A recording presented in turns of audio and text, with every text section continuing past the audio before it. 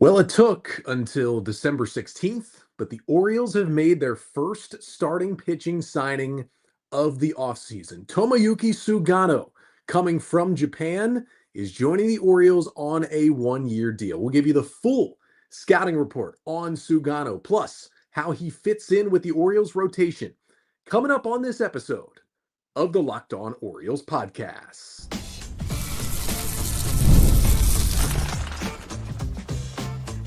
You are Locked On Orioles, your daily Baltimore Orioles podcast. Part of the Locked On Podcast Network, your team every day. Hey there, Orioles fans. Today is Monday, December 16th, 2024, and welcome back into the Locked On Orioles podcast, part of the Locked On Podcast Network, your team every day. As always, I'm your host, Connor Newcomb, and coming up on this live episode of the Locked On Orioles podcast, we're talking about Tomoyuki Sugano, the newest Orioles starting pitcher, as he was signed by the Orioles on Monday evening, first reported by Jeff Passan, but immediately confirmed and announced by the Orioles to a one-year, $13 million deal. He will join the Orioles rotation, kind of unclear at this point what exactly his role will be. We'll certainly get to that, but the Orioles have added a pitcher. So first of all, let's talk about who is Tomoyuki Sugano? Because again, he has never thrown a pitch in Major League Baseball. He will technically be a rookie in 2025 when he pitches for the Orioles, despite the fact that he is 35 years old. I'm going to guess he is going to be the oldest rookie in the majors next year. But who is Tomoyuki Sugano? Well, first of all, he is one of the most decorated pitchers in NPB history. That is Nippon Professional Baseball, the Japanese professional league, widely regarded as the second best professional league in the world, behind, of course, Major League Baseball. And Sugano has had a fantastic career. First came up with the Yomiuri Giants, basically the most decorated franchise in that league at age 23 in 2013, and since then has pitched 12 years in NPB and has been dominant. In his 12 seasons, he's thrown just shy of 1,900 career innings, and he has a 2.45 career ERA in Japan.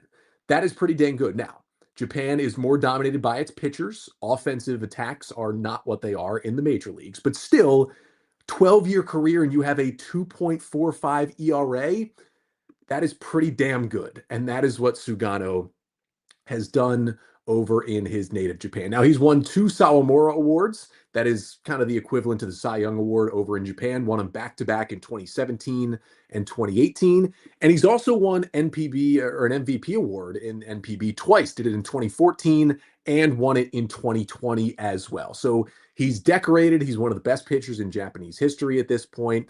And he's also coming off a pretty amazing season.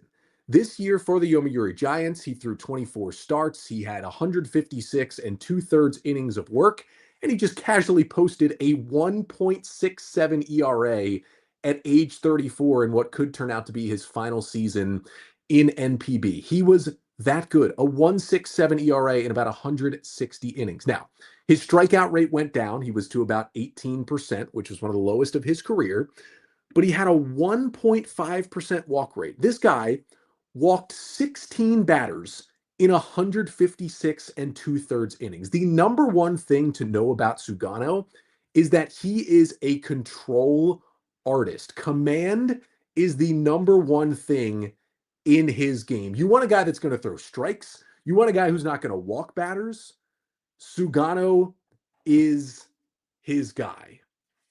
Now, he might not have the upside that he used to, and we will get to that. But he posted his best ERA since 2017. That was when he won the Sawamura Award. That's what he had with the 1.67 last year. And again, the K rates are down, but the walk rates somehow keep going down. Now let's take a look at okay, how does that fit in to NPB, right? Because the stats we're talking about have all been in Japan. It's hard to say, okay, how does that carry over to Major League Baseball?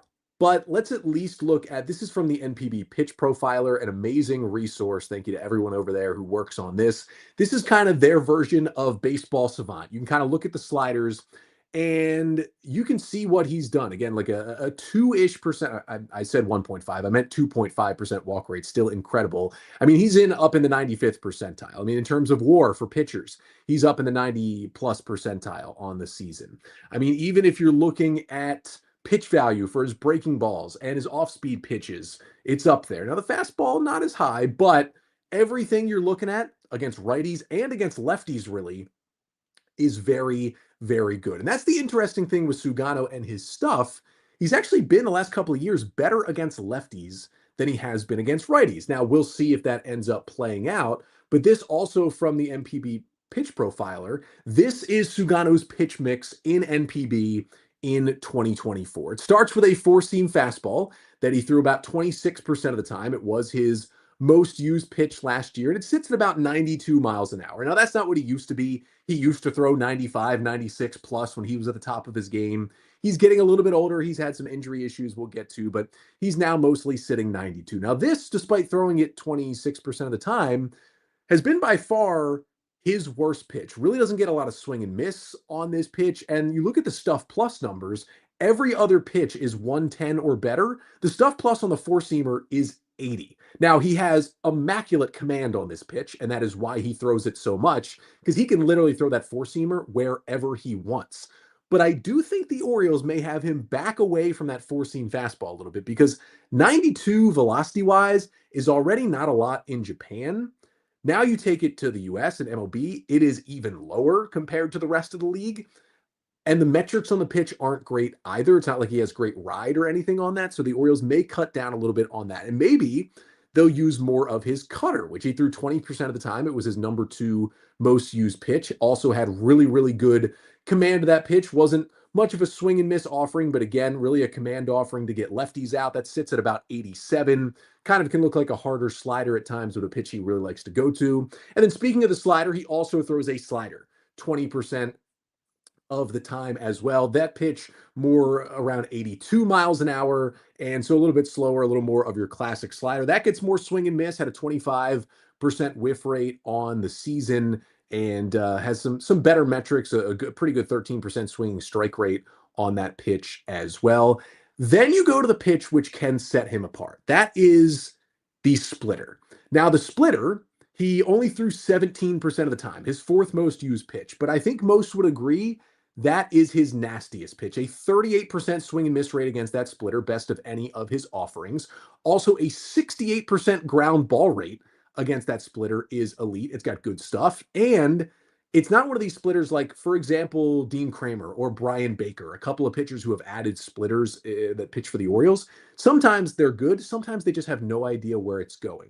The great thing for Sugano's splitter is not only is it a nasty pitch, he has great command of that thing as well, because he's been throwing it to get lefties out for his entire career.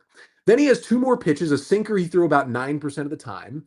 That thing is, it's 91 miles an hour. His splitter's at 86, I forgot to mention. But sinker at 91, it actually stuff-wise plays out better than the four-seamer does. Now, he doesn't have nearly the pinpoint command. He has good command, but he doesn't have the pinpoint he has on his four-seamer. So that's probably why he prefers his four-seamer.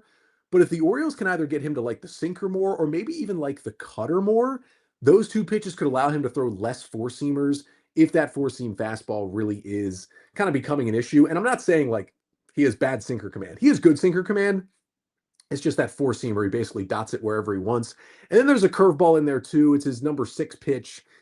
Uses it 8% of the time. Doesn't have amazing metrics on it. Although when you look at the Stuff Plus, it's by far the best pitch. Now, it's a pretty small sample size. So you'd like to see him throw it more, but maybe could be a weapon for Sugano. And that's what you get. You get a command artist who's 35 years old, has been pitching professionally for 12 years. He's won Salmore Awards, he's won MVPs, and he's got 6 pitches, and he doesn't have the velocity anymore that he used to.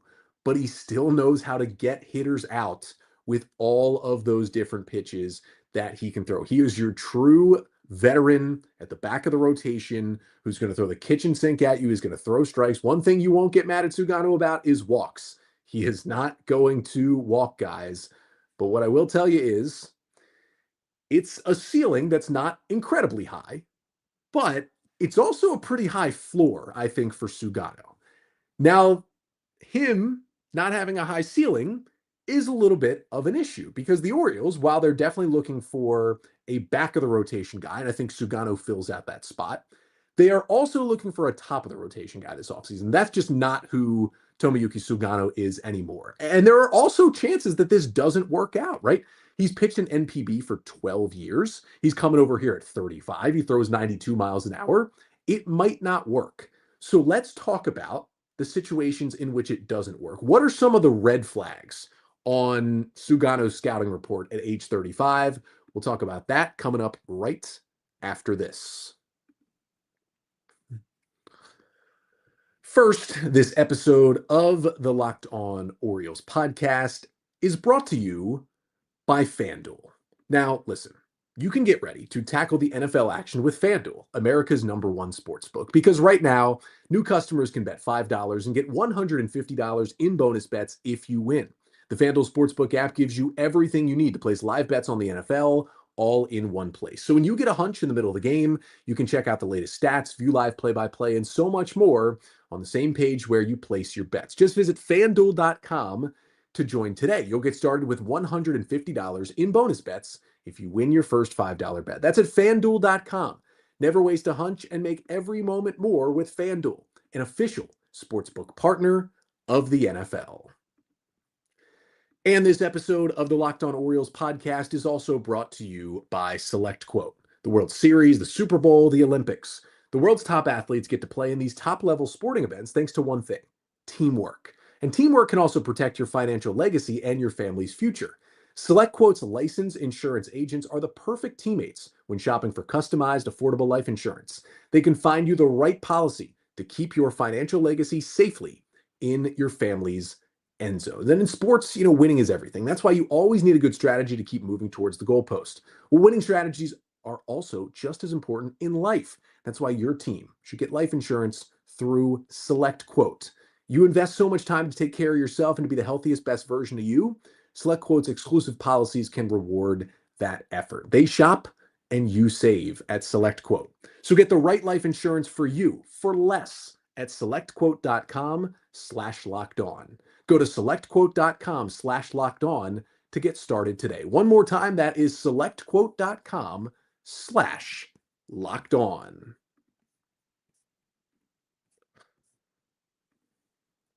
So we are here on a live episode of the Locked On Orioles podcast on a Monday evening. The Orioles making their first pitching signing of the offseason. Right-handed pitcher Tomoyuki Sugano signed by the Orioles to a one-year, $13 million deal to come over after 12 seasons in NPB in Japan to pitch for the Orioles. Thank you to everyone who is joining us live here, who's in the chat. Keep the comments coming. Might take a couple of questions right at the end of the episode as well, based more so on Sugano and then kind of the outlook of the Orioles rotation with him in it. Did a live mailbag last night, so we got a lot of the questions out of the way there, but definitely want to hear your thoughts in the chat. Thank you so much. While you're here, make sure to like, comment, and subscribe to the Locked On Orioles YouTube page. And if you're listening after the fact, make sure you leave a 5-star rating and a review, whether it's Apple, Spotify, wherever you listen. That really, really helps out the show as well. And the Orioles bringing in Sugano, right? Like, they had Shintaro Fujinami on this team in 2023, traded for him from the Athletics at the deadline, but it's been a while since a pitcher from Asia has signed to come directly to the Orioles. Again, Fuji was signed directly with the Athletics and then came to the O's via trade. Like, the last big name to do it for a pitcher, at least of Asian descent, who had pitched there for a long time and to come to the Orioles, was Wei-Yin Chen, and that worked out really, really well. Now, Chen was much younger, and he stayed for many more years when he did come to Baltimore, but Chen was awesome in this rotation, like awesome for years and years there. And the Orioles really since then haven't had a huge play in the Asian market. Now, they do have some good scouts over there who watch a lot, and that is how they found Albert Suarez, who was pitching in NPB and in the KBO, and we know how important he was to the 2024 Orioles. So hopefully, Sugano can potentially bring at least an Albert Suarez type impact to the Orioles in 2025. But there's also the chance that this just doesn't work out like the Orioles wanted to. Again, it's a one-year deal for $13 million, so you're not taking on a whole lot of risk when you give out a one-year deal. But I want to talk about red flags because, again, this is a 1-year deal to a back of the rotation starter. It is not all sunshine and rainbows. There are some issues with his game as well. And we want to break it down from all angles. Let's start with the fact that Sugano was actually posted before. Now, Sugano was not posted by the Yomiuri Giants. He was a true free agent. So he signs this 1-year deal with the Orioles. The Orioles don't have to pay a posting fee to the Giants. He is a true international free agent. But there's also the entire posting process that happens. It's kind of what Roki Sasaki is going through right now, although his process is weird too because he's being posted earlier than usual. So he's subject to being international amateur free agent. So it's a little different there as well. Basically, the posting process is what like Yoshinobu Yamamoto did last offseason when he eventually signed that giant 13-year deal with the Dodgers. Now, Sugano was posted after the 2020 season when he was awesome in 2020 with Yomiuri. He threw, now it was a shortened year, but he threw 137 innings and posted a 1.97 ERA and won the MVP award that year. And he was posted. He was looking for an MLB deal, and there was reportedly some interest in him in that offseason after 2020 heading into 2021. And some of it might have been some COVID impacts, some financial things, all that stuff, but he did not find a deal he wanted. He actually got a 4-year, $40 million deal to return to the Yomiuri Giants and pitch again in NPB.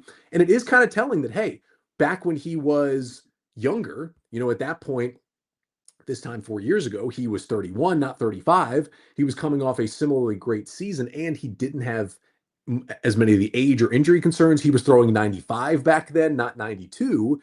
And he couldn't find a deal that was going to beat 4 years and 40 million. And he went back to Japan. So that's maybe a little bit of a red flag that, hey, it's 4 years later. And what back then did teams see that they really didn't like to not make that move? Now, the other thing is his stuff has gone down some. Now, the breaking stuff is still good. The splitter is still awesome. But I mentioned, he was throwing 95 back in 2020 when he dominated in the World Baseball Classic all the way back in 2017 when he was his late 20s. Like, he was throwing even harder. Now he's throwing 92 miles an hour. Like, it is not the same pitcher. He is more of a number 4, number 5 back end guy in the major leagues. Although he was the ace of the Yomiuri Giants, he's more of a number 4, number 5 in the States now. No longer the ace he could have been had he come to the majors maybe 5, 6 years, 7 years ago. He's not that pitcher anymore. Like, don't get me wrong, this is not a Yamamoto kind of guy. This is not a Roki Sasaki kind of guy. This is more of a lower ceiling, higher floor kind of guy who really, really does know how to pitch. And the other thing is, like, his K rate went down this year. Again, like, he dropped to an 18.3% strikeout rate. That is against a lower level of hitting competition he's facing in NPB. You bring that over to the majors, that maybe translates to like a 15 or 16% K rate over here at best. MLB average is a 22% strikeout rate for a pitcher. You need to miss bats in this day and age in Major League Baseball. If you don't, teams will make you pay. You really got to be perfect. And maybe Sugano can do that because, again, he has absolutely elite pinpoint command. So if you're going to be a guy who has a strikeout rate, it's 15, 16%, to be successful, you have to have elite command. That is what Sugano has. So that is certainly a good thing. That tells me that, hey, he can still be successful if he's not getting those huge strikeout numbers. Like, that is okay. He can still be successful. But it is a fine line you're walking when you have a lot of balls in play and you are not missing a lot of bats. You are having to really, really walk a fine line. You might be hearing my dog Ruby bark in the background. I think she's just really, really excited for the Orioles signing Sugano. I think she's okay out there, but she's definitely just excited about Sugano. Now, kind of looking at just like qualified pitchers in the majors this year and their strikeout rates, the lowest K rate from a qualified starter this year was Austin Gomber in Colorado, had a 16.7% strikeout rate. Sugano had 18.3. If he translates that directly to the majors next year, that is the 6th lowest K rate for a qualified starting pitcher. That is not really truly what you want. Also, if you're watching in the comments, can you let me know if you can hear my dog barking through the YouTube stream right now? It'll be nice to know at least how loud that sounds at the moment. And really, I think the biggest red flag for Sugano is the injury potential. He did throw 156 innings last year. It wasn't a full season. His career high, he threw 202 back in 2018. Before that, he was throwing 170, 180, 190. Now, 156 last year was his most since he threw 202 in 2018. So that's a really, really good sign. But the flip side of that is he's coming off an injury. Now, not last year, but in 2023, his second to last season in NPB, he threw only 77 and 2/3 innings. And with a couple of starts in the minors lapped in as well when he was kind of on rehab, he only threw 86 total innings in 2023 because there were some reported elbow issues. Now, it didn't end in surgery. He rests, relaxation, came back and pitched really well in 2024. But that's not too long ago. That's a guy at age 33 feeling an elbow injury, only pitching about half a season. And that is something you have to start worrying about a little bit. So hopefully that doesn't pop up. Hopefully he's good, but it's something to have in the back of your mind. So now we finish with this. They get Sugano on a 1-year deal. How does he fit into the Orioles' plans? We'll talk about that coming up next to finish off the show. But first, this episode of the Locked On Orioles podcast is also brought to you by Gametime. Gametime is focused on togetherness this holiday season. That means when you bring people together at live events, the experience is that much better. And it's the perfect gift. Gametime has a new feature called Gametime Picks that makes getting tickets for live events even easier. Gametime Picks filters out the fluff to show you only incredible deals on great seats, so you don't have to waste time searching through thousands of tickets. Now, you can see other sports. Get your tickets through Gametime. Football, heating up here. Hockey, basketball, tickets are on Gametime. But if baseball's your sport, you're like, it's the offseason. I'm going to go see other things. Well, still use those Gametime picks because curation with Gametime picks makes it easier to save more on not just sports, but also concerts, comedy, and theater. So take the guesswork out of buying tickets with Gametime. Download the Gametime app, create an account, and use code LOCKEDONMLB for $20 off your first purchase. Terms apply. Again, create an account and redeem code LOCKEDONMLB. That is LOCKEDONMLB for $20 off. Download Gametime today. What time is it? Game time. And this episode of the Locked On Orioles podcast is also brought to you by the DK Law Group. When you need a law firm, do you want the legal runaround or would you rather have a no-nonsense approach? Well, you get the latter with the DK Law Group. DK Law Group specializes in real estate law, estate planning, business law, and family law. They're tech savvy, they treat their clients like family, and they focus on keeping your legal solutions simple. And DK Law Group knows that speed is key. By leveraging technology, DK Law Group streamlines the process to serve you better and faster. So contact DK Law Group today at dklawmd.com. And Locked On Orioles listeners can call today to schedule a free 30-minute consultation when you mention the tagline, Empowering Legacies.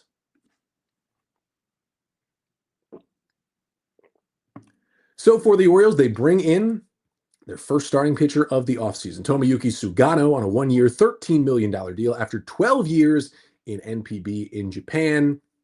He is coming to the major leagues for the first time. And if you have more questions, further questions about how he fits in, throw them into the comments here. Thank you everyone who is joining us live here on the Locked On Orioles YouTube channel, kind of on short notice, but was able to get back home and pop onto the YouTube live stream. And here we go. Let's talk about a pitching signing. Now, let's finish off here by talking about how does he fit in with the Orioles, because let's not kid ourselves, right? Even though this guy did post a 1.67 ERA in the second best league in the world last year, he's not a number one. He's not a number two. He's not a number three. At best, if this goes really, really well for Sugano, I would see at best him being like a really good number 4 starter, like a guy who maybe you're considering, if you make a deep playoff run, being your 4th postseason starter and he starts 1 or 2 playoff games and otherwise he's in the bullpen for you in the postseason. That's what I see. I could be wrong. He could be amazing. He could be a top 3 guy. But I think best case scenario is like a really good number 4 starter, stays healthy, pitches 180 innings, and might throw some big innings for you in the postseason. If the season started tomorrow, I think he would be the Orioles' number 4 starter. I think Grayson Rodriguez is your 1, Zach Eflin is your 2. You could flip-flop those either way you feel. Rodriguez has a higher ceiling, but Eflin's maybe better right now. Then probably Dean Kramer is your number 3, Sugano is your number 4, and then it's Albert Suarez and Cade Povich fighting for your number 5. At this point, I probably put Povich in there because Suarez is better out of the bullpen, but again, Suarez may be better right now, so I wouldn't be surprised if Albert Suarez is in that number 5 guy. You look at that rotation, even with Sugano, like, first of all, signing Sugano makes the Orioles' projected rotation better right now than it was yesterday. Like, he is one of the 5 best starting pitchers that the Orioles currently employ, which is a good thing. Again, he would be, I would say, in the number 4 projected spot if the season started tomorrow. But the season does not start tomorrow. And the Orioles still need to add a pitcher. Now, I've been saying the entire offseason, the Orioles need to bring in 2 starters, probably more of a top of the rotation guy and more of a back end of the rotation guy. If Sugano is one of 2 moves and he is your back of the rotation guy, and then you bring in a top of the rotation guy, say it's, well, you know what? Let's dream a little bit on it and say the Orioles find a way to bring back Corbin Burnes. You go Corbin Burnes, Grayson Rodriguez, Zach Eflin, Dean Kramer, Tomoyuki Sugano as your 5. I'm feeling pretty good about that rotation the Orioles could go into the season with. Even if it's more of a trade for a Luis Castillo or a Dylan Cease or whomever, that's still a top guy you add with Sugano, you get your 2 pitchers. I feel good about that rotation. Now, if the Orioles are only doing this, if Sugano is the only starting pitcher they're bringing in, that's not enough. Their rotation is not in a good spot going into next year. If their other move is maybe a Sean Manaea, a Walker Buehler, a Nick Pivetta, like those guys are all better than Sugano. You're looking at, say it's Walker Buehler. You're looking at Rodriguez, Eflin, Buehler, Kramer, Sugano. Like, that's okay. But it still doesn't give you that confident number 1 guy going into the season, right? Like Jack Flaherty's teetering on that line. Sean Manaea's teetering on that line, but I'd rather it be a Burnes, a Castillo, a Cease, one of these guys who can be that true ace, a Framber Valdez from the Astros, right? And sometimes sequencing is hard as a fan in the offseason, right? You get Sugano and you're like, great, like he will help this team. But it's like, we needed an ace and we got a number 4 or 5 guy. Yeah, but it's all about sequencing. They're still looking for a top of the rotation pitcher. It was just easier to get the back end of the rotation guy first. Sometimes that happens. That's who they acquired first. That means they can set their sights solely on a top of the rotation starter. I think for the rest of the offseason, they could still add, I would like to see them add another reliever and a top of the rotation starter. They kind of could be done for their offseason once they get those next 2 things. So yeah, he's a number 4 or a number 5, and the Orioles absolutely need to add somebody better. I guess the question kind of is like, how much more do they add? And when they do add somebody better, again, is it Walker Buehler who fits into the middle, or is it Dylan Cease? Is it Corbin Burnes to go all the way back to the top of this rotation? Now, there's also a chance that, again, as I mentioned with kind of the red flags for Sugano, that this doesn't work out as well. And maybe he becomes a long reliever because he doesn't pitch well. And I still think he could be effective out of the bullpen as a long man, as kind of a swing guy. But also remember, there's the chance where he doesn't end up in the rotation because the Orioles actually just signed 2 better pitchers. Like, there's a chance that the Orioles still go, and this is maybe a pipe dream. You could call me out for it if you think this is a pipe dream, but maybe they trade for Dylan Cease, right? And they also sign Walker Buehler. They make those 2 moves along with Sugano. So Sugano goes into the season as your number 6 starter, and he makes the team as your long reliever out of the bullpen. But here's the thing. You need starting pitching in the major leagues, and you want to have a good top 5. And the Orioles, I think, are one more top of the rotation guy away from having a really good top 5.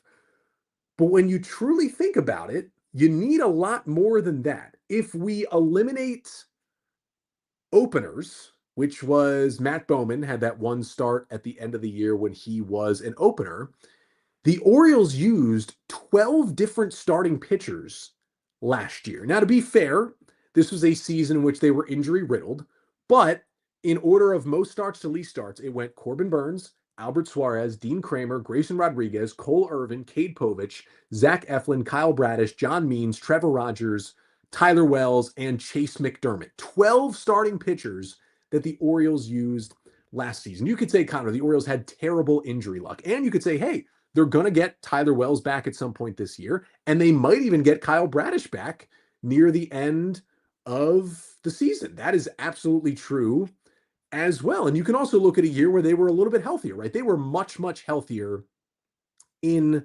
2023. But even in 2023, if you take away games started by openers, which Keegan Aiken did one of them, in a truly like the Orioles were honestly a disturbing amount of healthy in 2023 for their pitching. Like besides losing Felix at the end of the year, they stayed crazy healthy. They still used 8 starting pitchers in 2023 in order for most elite starts. Kyle Gibson, Dean Kramer, Kyle Bradish, Grayson Rodriguez, Tyler Wells, Cole Irvin, Jack Flaherty, and John Means. That is still 8 starters in a crazy healthy year. So if you have a crazy healthy year, you still got to have 8 guys that you want to give a start to. And so really, I know looking at a top 5 is great and all, but really you want to look at a top 8. Now there was an open spot on the 40-man roster, so Sugano fills that. There doesn't need to be a corresponding move. But if you're looking at a top 8 right now, you're looking Grayson Rodriguez, Zach Eflin, Dean Kramer, Tomoyuki Sugano, Albert Suarez is your 5, Cade Povich is your 6, and then probably Trevor Rogers is your 7, and Chase McDermott is your 8. That is where the Orioles are going into the season, with Brandon Young also on that 40-man roster. I think they will get Tyler Wells back in the second half, but I personally think it'll be as just a reliever. And then I know people really, really want Kyle Bradish back, but just looking at his timeline, I would be shocked if he returns before August. And I would be surprised if he returns before September. So you can't really bank on Bradish being one of those 8. And I'm not really sure how much you can bank on Tyler Wells being one of those 8. So I still think with those 8 they have, there needs to be one more, a guy who's at least a 2 or a 3, and hopefully a number 1. And then at that point, I'm feeling, okay, this is truly a major league type rotation. But even if he's bouncing back and forth, even if he goes add some guys, he's a reliever, he's a starter, he's going to help you on the mound. He's going to help just being a veteran in there. Even a guy who hasn't pitched in the majors, he's a 35-year-old who knows how to pitch and I think can help some guys with that. And the other thing is, like, if you tell me right now, Sugano will be Albert Suarez next year, I mean, you absolutely take that for 1 year, $13 million. I mean, let me know in the chat if you disagree with that. But if you tell me right now, if he's basically going to have the Albert Suarez season, I'm like, where do I sign for 1 year, $13 million? If he can do what Albert Suarez did last year, which was something in relief, something in starting, but just being phenomenal and helping this team, I will take that from Sugano. And I do agree with some of the commenters here. Let's see, we got Nate with a comment like might need a lefty to be the kind of the next guy that comes in. Yeah, that's possible, because there's a possibility that, you know, if Suarez instead of Povich is your number 5 guy right now, like they have no lefties. And again, if they sign another starter and it's a righty, you're pushing Povich out of that mix anyway, and you're looking at guy they sign, Rodriguez, Eflin, Kramer, Sugano, that's all righties. I'm sure they'd like a lefty in there. So maybe they're targeting Sean Manaea, maybe they're targeting Framber Valdez. You know, it could be an interesting rest of the offseason, but they've gotten their back end guy. Next up is that top guy at the top of that rotation. And Todd does bring up one other good point that I wanted to mention. In Japan, starters do only pitch once per week, and we may need to try a 6-man rotation. That is the one other thing to look at here when seeing how does he fit into this rotation. Now, I do think a guy who's pitched 12 years over there and has thrown so many innings and, you know, is more of a command guy, I think he'll have an easier time eventually transitioning, at least by the second half of the season, into pitching in a 5-man rotation. But it's something to monitor where the Orioles, if they want to have Sugano in the rotation, may need to start with a 6-man rotation. So maybe that means, hey, they still do need a number 4, 5, 6 starter, whatever it may be. Or there's more opportunities for Povich or Albert Suarez or Trevor Rogers, whoever it may be. But that's even more of a reason that this can't be it. They need another starter, another guy that's better than Sugano to really put a cap on what could be. If the Orioles get, let's say, Sean Manaea or better, I'd call it a good offseason for the Orioles. But again, we wait and see. But at the end of the day, hey, it's not the highest ceiling, but you get a veteran who's been one of the best pitchers in Japan for a long time, with some nasty off-speed stuff. Again, he's only throwing 92, pinpoint command, going to get a lot of ground balls, going to pitch a good amount of innings, knows how to get outs.